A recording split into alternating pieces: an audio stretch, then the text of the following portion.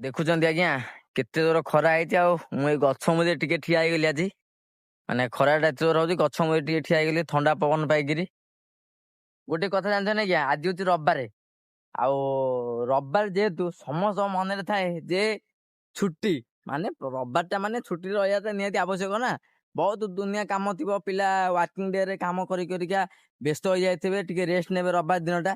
କିନ୍ତୁ ଆମର ଆଜ୍ଞା କୋରିଅର ପିଲା, ଆମର କଣ ଅଛି, ଆମର ଛୁଟି ଫୁଟି ଆଜ୍ଞା କିଛି ନାହିଁ। ଶନିବାର ଠାରୁ ପିଲା ପ୍ଲାନିଂ କରିଥିବେ କାଲି ଅଛି ରବିବାର, ମାନେ କାଲି ଆମର ବଢିଆ ଛୁଟି ମିଳିବ। ଆଉ ମାନେ ଟିକେ ରେଷ୍ଟ ନବା ଘରେ ଆଉ। କିନ୍ତୁ ଏଇ ଯୋଉ ଦୁଇଆ ଖରା ବେଳ, ଆମେ କୋରିଅର ପିଲା ଭାଇ, ଆମର ଛୁଟି ଫୁଟି ଏଠି ଆଜ୍ଞା କିଛି ନାହିଁ। କାହିଁ ଜାଣିଛନ୍ତି ନା, ମାନେ ପିଲାଙ୍କର ଏଠି ଛୁଟି ଇଚ୍ଛା ଥିଲେ ବି ମଣିଷ ଏଠି ଛୁଟି ନେଇପାରେ ନା। କାହିଁ କହିଲେ, ଏଠି ଆଜ୍ଞା ପ୍ରବଳ କାମ।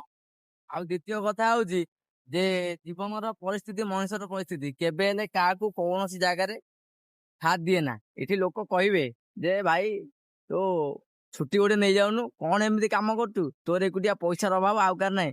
କିନ୍ତୁ ଆଜ୍ଞା କଣ ହବ, ମାନେ ଯାହା ଦେହରେ ବିତୁତ ହବ ସିଏ ଜାଣୁଥିବ ଯେ କଷ୍ଟଟା କୋଉ ଭଳିଆ। କାହିଁକି ନା ଆମର ବି ଆଜ୍ଞା ଇଚ୍ଛା ଅଛି ଯେ ଆମେ ବି ଗୋଟେ ଛୁଟି ନବା ଆଉ ଘରେ ବସିବା। ଆଉ ସେଇ ଦିନଟା ଫାଙ୍କା ଛାଡିଦବା, କିଛି କାମ କରିବାନି, ଖାଲି ଖାଇବା ଦିଟା ବୁଲିବା। କିନ୍ତୁ କଣ ହବ ଆଜ୍ଞା, ପରିସ୍ଥିତି ସେମିତିଆ। ତ ଏଠି କାମ କରିବା ପାଇଁ ହିଁ ପଡିବ, ବିନା କାମରେ ଏଠି କିଛି ନାହିଁ।